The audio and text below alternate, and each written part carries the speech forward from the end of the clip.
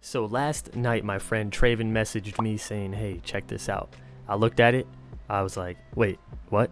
Again, someone else who has informed me of some interesting gaming news. So guys, if you ever see some gaming news that you want me to cover, could you please tweet it at me? Because sometimes I'm a busy man and I miss these things. So it also gives me more content to cover, and usually you guys are spot on with the stuff that I actually do want to cover. So this is about Dark and Light. Now a lot of us were hyped for this game. I remember making videos on it way back. Even Proxy made a lot of videos on it, and everyone was super interested in this game. It looked amazing. It looked to be one of the best upcoming MMORPGs of our time.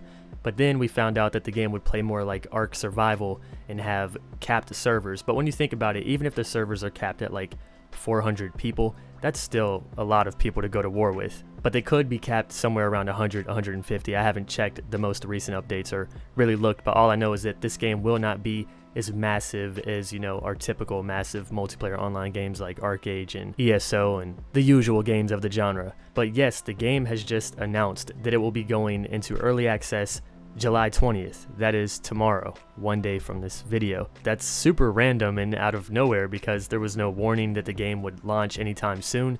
A lot of us kind of gave up hope on this game because it just kept getting pushed back, and on top of that, hearing about the capped servers, it was kind of a turnoff to a lot of people. So what would make them just out of nowhere bring the game right now? Because I'm kind of curious as to whether or not they actually had this planned a while ago to bring the game on the 20th. Was it just a spur of the moment kind of thing? They're at the offices and they're like, hey, you know what? Our game is done. Let's just announce it for tomorrow. Or could it be because Citadel Forged with Fire has came out of nowhere? And I don't know if you guys have heard about this game. Some of you have messaged me to check it out. I did sign up for the beta. Hopefully I get in. If I don't, then just might hang myself. But Citadel Forged with Fire is a lot like Dark and Light. And if you check with Proxy, you can see that he's been covering this game. He even got into the beta. So if you guys would like to see some gameplay so far, I will link his video and his channel in the description below. The only thing that's kind of a turnoff to me about Citadel is the fact that it reminds me of Harry Potter, because I think I saw like flying on broomsticks and it's more about magic.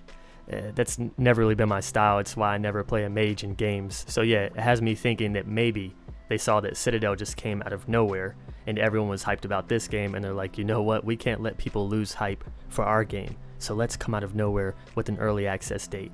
I'm really hoping that the game is prepared for an early access and that it wasn't just rushed as competition. Whatever the reason, I'm definitely going to check it out, and I actually am more excited for this game than Citadel, that being because Citadel just seems to be more of a mage-like game. There's also a lot of things I don't know about Citadel, whereas with Dark and Light, I know a lot of the features as I've covered them. At nighttime, things barely being visible without a torch, going out with your friends, monsters getting stronger.